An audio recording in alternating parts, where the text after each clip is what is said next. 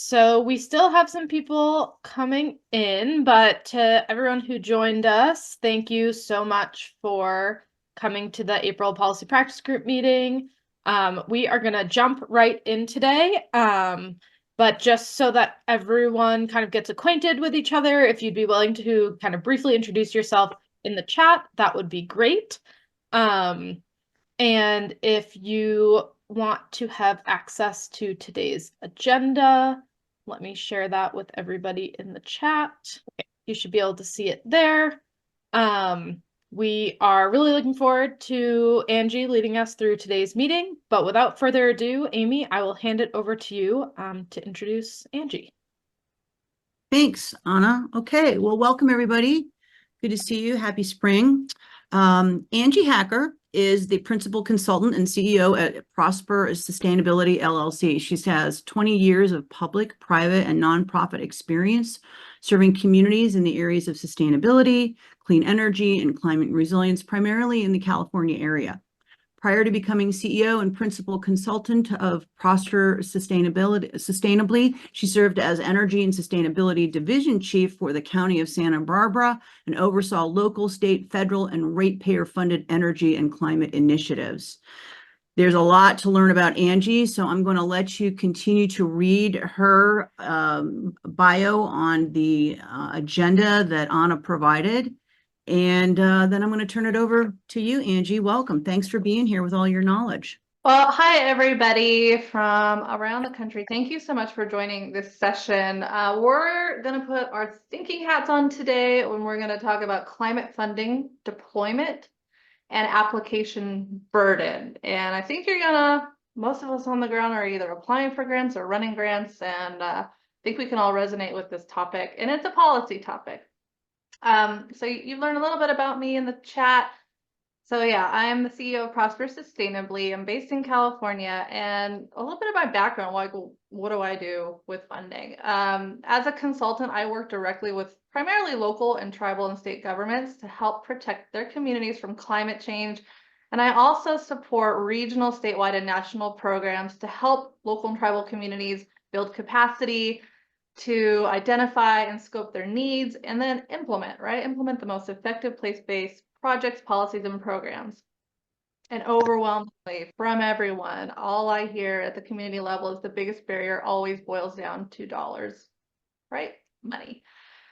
Local and tribal governments and their community partners are, in my opinion, unparalleled in the roles that they can play in mitigating and preparing for climate change on the ground. But diverting dollars from traditional uses, like local and tribal governments need to, they usually pay for public safety and health and other essential services, and it's a really hard sell to pay for the overwhelming costs that climate change is presenting. And so they're relying on external funding to help with those high costs.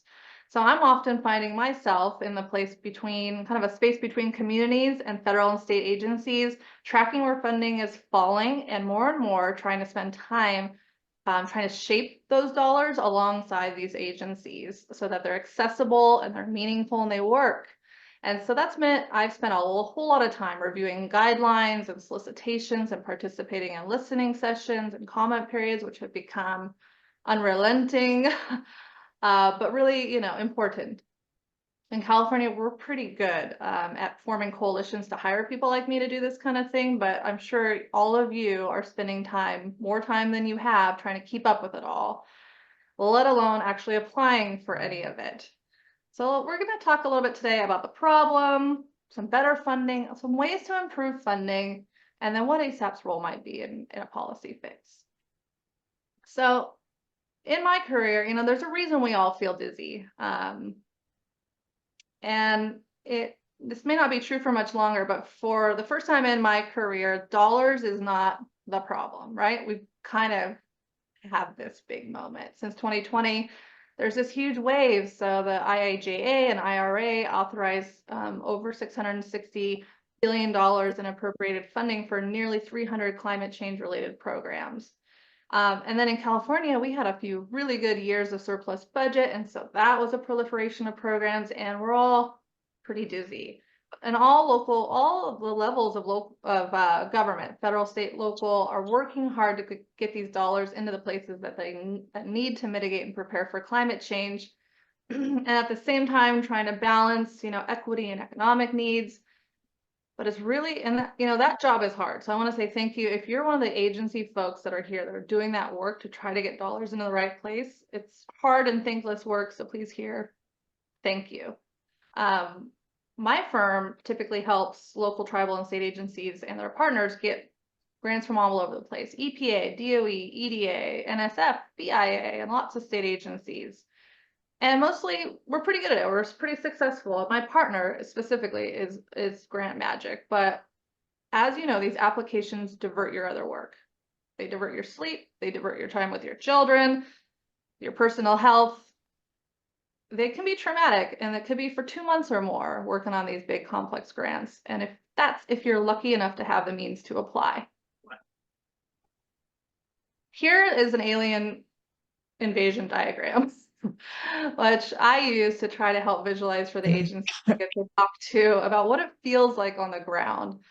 And so up top there are like state and federal agencies, down below are local and tribal entities. And the resourced ones might participate in a few listening sessions, like the blue lines here, and apply for a few grants, mostly unsuccessfully. The probability is pretty low of actual award. So those are the red lines. And at the end of the day, all of this amounts to some green lines, which is folks that are actually getting awarded. And then you see a whole bunch of other entities that are just out of the game completely, right? The smaller ones, under-resourced, often completely overwhelmed, too overwhelmed to even be in the game. Even if we toss some token TA their way, even if we try our best to target our dollars to them. And why? My opinion is the current vehicles and processes that we use to deploy funding, climate funding, almost exclusively based on competitive grants, are just not designed to be accessible to beneficiaries, to serve them easily. They're designed really to weed most of us out. And so I have a couple poll questions for you. I want to hear from you, but just like, how much of your time are you spending on this? So Anna's going to pop up a couple of poll questions. So how much of your work time is spent pursuing or administering grants? And what is your grant application batting average? Meaning, how successful are you normally? So answer those 2 questions, and then we'll take a quick look and keep going.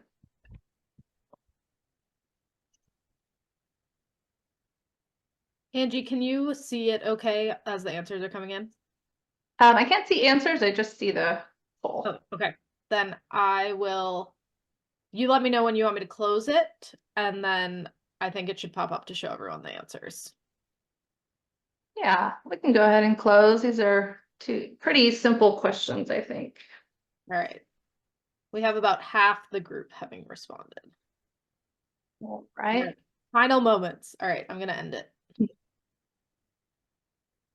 So show us those results. Okay, so less than 10% for some of you, and awarded, a lot of you are only awarded 1 out of, the award proportion seems pretty low. Some of you, 13% of you are spending 50% or more of your time pursuing grants.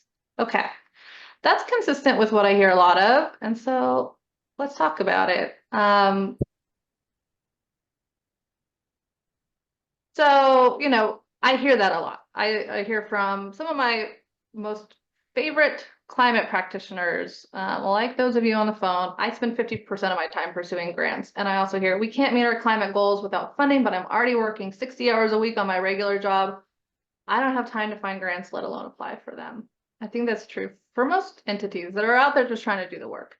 So not only, I think, is this current paradigm somewhat inaccessible to many, but it's just unsustainable. And it's extracting massive amounts of capacity away from our nation's best and brightest, like you guys, who need to stay focused on climate action on the ground. So I've started raising this issue I'm calling a missing metric, application burden. I'm not the only one talking about it, but I call it, I define it as the invisible and unintended costs to communities of applying for grants. And it occurred to me recently at a conference here in California that for every community awarded funding, dozens of others are spending already stressed capacity in my estimation, that could be staff or consulting time worth $10,000 to $75,000 with zero return and a net negative impact. So for every program, every one of these 300 programs, many more communities are negatively affected than positively affected. It doesn't mean they're not worth doing. It's just recognition of like a capacity issue. If, for example, if like there's 5,000 local and tribal governments just in California, if 1,000 of those apply for 3 climate grants per year, that could easily account for 100 million in lost capacity annually in California, which is I think one reason we're not moving as fast as we need to. And probably across the country, that real number is a lot more staggering. And what would we do if we could free up some of that capacity and not spend it on applying for competitive grants? And so, here's a FEMA example too. FEMA in 2022 had their BRIC program. It received 840 applications. It awarded 124 awards. That totaled about $3 billion. So those guys that got awarded got $3 billion. Everybody else got nothing, right? And that accounts for only about 15% of folks that got any return on that investment of time. And that investment of time, I estimate to be around $25 million in resource and capacity that were extracted out of U.S. communities. So I think it's a real issue. I think if we were to look at it this way, I think it's invisible to most grantors. I think they're sort of aware of it, but we don't talk about it this way. If that metric was really used and utilized, tracked, I think we would administer these programs a lot differently if we were trying to avoid application burden. So in my view, I think we're overdue for a policy fix. And that, so we look at our funding deployment methods critically and do some big thinking. And that's what we're kind of going to do together today. So we want to get the right resources in the right places as effectively and efficiently as we can. And so what can we do looking ahead? In my mind, there's 3 things. You could help communities pursue grants more selectively and effectively. I coach the communities I work with on doing that. More importantly, though, I think we can improve grants. And no, and that's spoiler alert, I don't mean turn everything into a formula grant, because that would mean we all get $2 and report on it for 2 years. And the squeeze isn't worth the juice. So, but I'm going to present some ideas, and bigger ideas though, what I hope we can do is re-engineer how we deploy funding and kind of change the game altogether. And I want your thoughts on it. So I wrote a thing. I wrote a paper, and it's in working draft form. It's called Better Funding. Because at some point in participating in all of this over the last few years, engaging in all these funding opportunities, agency questions started repeating and solutions and themes started emerging, and I needed a single place to track ideas that were being shared with units of every agency, but not really shared between them or used beyond a single grant program. And so I wrote a paper, and I'm planning to submit it next time we're asked for input, because it's trying to consolidate and compile things that I have heard from community practitioners, climate practitioners from all over the country for years. And it includes over 50 recommendations with known best practice examples for state and federal agencies to drive energy and climate action through more effective investment in local and tribal governments, but also their partners. I mean, that's my focus primarily, but I think most of what's in here applies to other types of recipients too. And in it, you're going to see operational ideas that range from kind of really basic to pretty bold for improving different parts of the funding paradigm. So over on the left there, pre-application engagement. How do we engage folks in helping to design programs? How, when states go after funding that is to support communities, how do they engage folks in that process before they submit a proposal? And then the application process itself, the solicitation process, technical assistance, program eligibility, and then all those application administrative requirements. And then post-award processes. And so there's a whole bunch of ideas in here, and this is not something we're going to read out loud, but these are the types of things that are in this report. If you're revising a recurring program, seek to get feedback from past applicants, especially those that might have started the process with an NOI but didn't finish. Well, what could it be better? How can we do this better the next time? Could we create better solicitation summary pages so people have an easier way of seeing whether or not go or no go on a grant? Allow teaming more often, consortiums and coalitions, so that we don't have to compete as much against each other and we can leverage each other's capacity and resources. Phased grants, talking about cost share and whether or not it's necessary, we could eliminate it for the most disadvantaged communities. Cross-agency application, like single standardized application systems. And then this concept about how do we possibly give assistance or a second chance to folks that didn't get an award to strengthen and help them strengthen their projects and match them up with other opportunities so that you can get a little bit back on that return and or a little bit of return on that investment you made in applying the first time. And those are a little bit of tweaks around the edges is what I think. Ways to improve the current funding paradigm of largely based on competitive grants, but I actually think we can do better than that. And I think we have to if we really want to move as fast as we need to avoid the worst impacts of climate change. And so I have an idea for what I'm calling ideal funding, but I want your ideas too. I don't know. I'm still searching around the country for how we deploy funding in the best way possible. If we were to imagine the best way and sort of Buckminster Fuller the whole thing, start from, not just fix it, but reimagine it.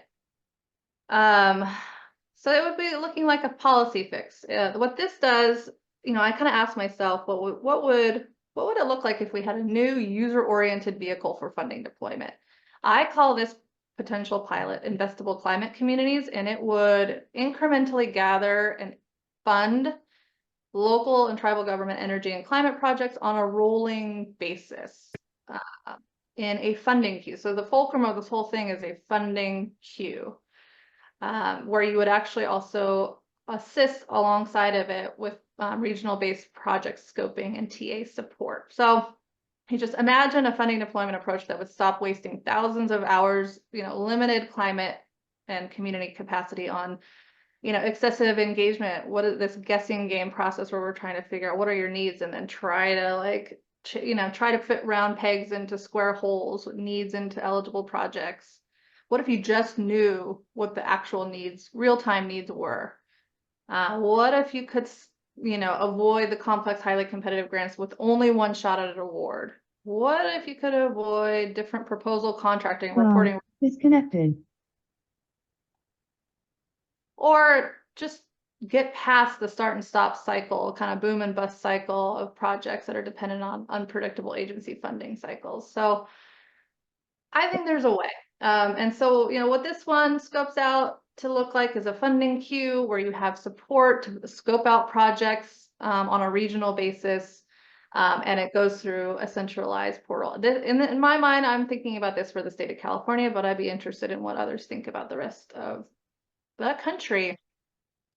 And so you get more than one shot at award. So you're in this funding queue, you get support to actually make your project more investable. And what does that support look like? This is what I've been pitching in California. It's something called the Regional Energy and Climate Hubs. It would be state funded regional scoping and TA support. And what I hear about TA all the time is that it's not really that useful if it comes for a single solicitation from a remote entity that doesn't know us. It's more useful if TA lasts and it's familiar and it's in proximity and it's with trusted experts that are knowledgeable about local needs. And so that's what this would do, sort of pipe in and through state agencies, TA dollars that could help on a lasting two-way basis. And we can talk more about that. But those are my ideas. I'm just sharing them because I want to jog your thoughts. And that's what we're going to do now. So participants, well, we're going to do some breakouts. And I want you to be thinking about ideas.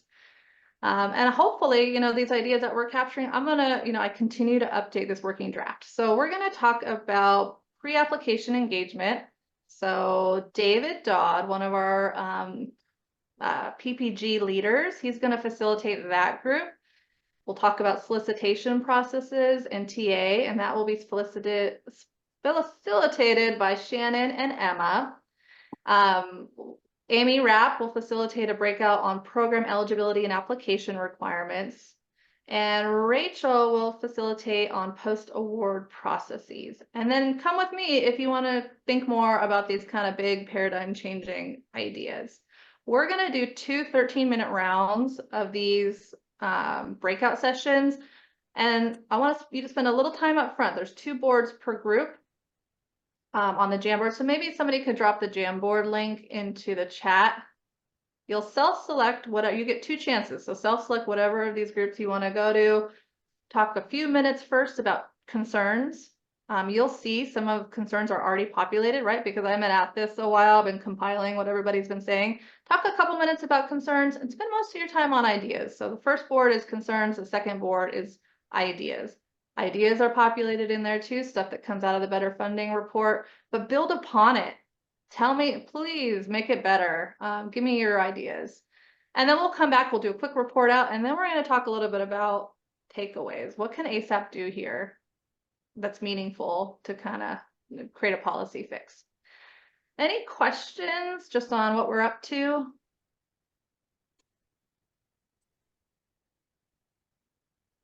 Okay, any questions from our facilitators? I think we're going to be. All right, so you'll see something pop up on your screen. It's going to let you self-select your first group, and then we'll shut back down and resort after 12 minutes.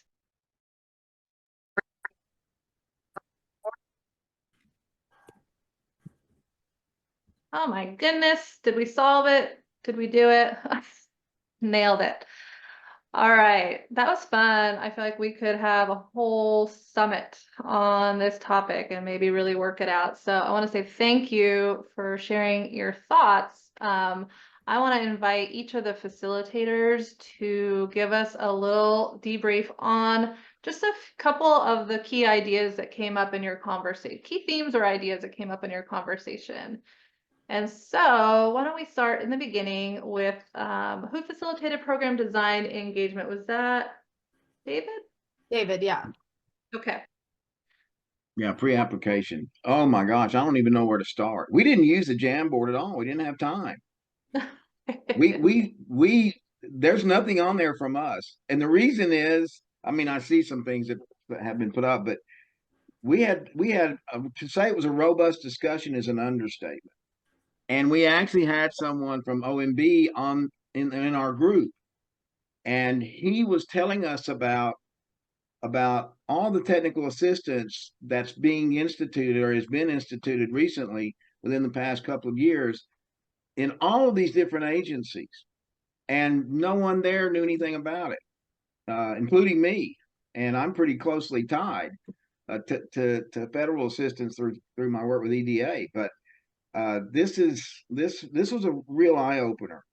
And we had, of course, Alice. Anyone knows Alice knows that she's committed to climate justice, and there's a real disparity, and we all know that in success with grants between wealthier communities and poorer communities and indigenous Americans and other minorities. I mean, there's that's a real issue. And she had a whole plan. Alice laid out this whole plan to basically do community assessments, and then based on the rankings of those communities, the ones that need help most would get funding. And then we had several people input that they really just weren't aware of what's available. And so to me, it all boils down, and anyone in the group, please chime in. I don't want to carry this by myself, but although sadly we don't have enough time to have enough conversation here. Just a quick summary though, because we gotta get to all the other breakouts too. Sorry, David. No, but that's okay. That was really I didn't good. know. I didn't know how much time we had. No, So that's fine. okay. I do want to go to our next group too, and if we're not recording, let's turn recording back on. Solicitation processes in TA.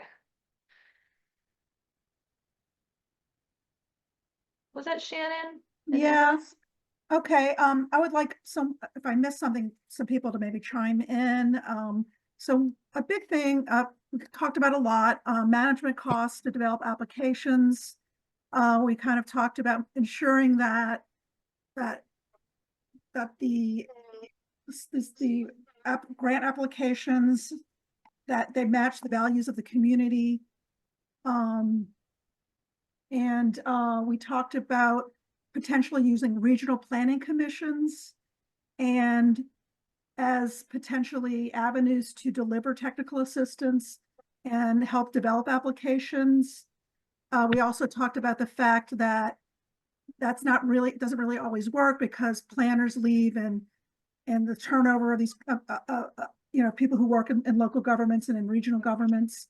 And we also talked about a little bit of how some states have enabling legislation that maybe require, for example, climate plans. The state might require a local government to do a plan, and that might make something stick. It might require like local governments to do certain things that they might not otherwise do. And some grants have vague specifications for issues like compliance procedures, and that can maybe lead to something unethical. And that some of the grants came out really fast, and that kind of came up. And demands for technical assistance are very high, and those in smaller firms may struggle with expectations placed upon them. So this is someone who was a consultant. And so that's some of the things that we discussed. And Thank you, Shannon. I'm so sorry. We only have 2 minutes left, so I gotta keep it rolling. Thank you. And actually, for the rest of our groups, let's just pick a couple of the ideas that you want to highlight. So program eligibility and application requirements. That's me. Too many hurdles, too long, too cumbersome. They need to become more streamlined, and people become discouraged and stop the process because of it. So that was a big part of our breakout sessions. Oh, Amy, that was quick. Okay. Post-award processes, Rachel. Yeah, we talked about when states are passing federal money through to local governments, the issue of making sure that the state can comply with all of their reporting requirements while not making reporting requirements on their grantees at the local level too burdensome. We also talked about when states are awarded formula funds, making sure those funds are all obligated, and also making sure that organizations or entities sub-state are aware of the formula funds and their eligible uses, so that they can lift up the projects that they have that could be a good use of those formula funds. Thank you. In mine, there's a big appetite for people among people to do things differently, and talked about some models that are out there, questioning whether, a lot of folks want to see things done on a regional scale and whether or not we could do that, more consortium-based applications. Looking to, what is outside of grants completely? What else, financing, insurance, settlements, where else do we get these dollars that are insufficient? And I heard the Army Corps of Engineers doing something like I'm suggesting. So we just want to be really careful about if we develop funding queues, that they are fair and accountable and have the right criteria. Okay, so that's that, and we're at 11, and I think we need to have a conversation another time just about what ASAP might do about it, right? Like, what if there's a policy fix here at play? Is it legislation? Is it helping agencies find the right remaining investments to bend in this direction? I think we can play a role here, and maybe we do that at a different meeting. So I think we got to close ourselves out. I want to say thank you so much. I'll be using your input, and I want to thank you for that. Thanks, Angie. Thanks, everybody. Our next meeting is May 3rd. Hope people can join us. We will be previewing and having guest speakers from the special session that the Policy Practice Group is hosting at the National Adaptation Forum. So it should be a great conversation on May 3rd. Thanks, everyone, for joining us today. And we will send a follow-up email with resources and links so that you have access to everything we talked about today. So thanks all. Have a good weekend. Enjoy the eclipse if you are near there. All right. Bye.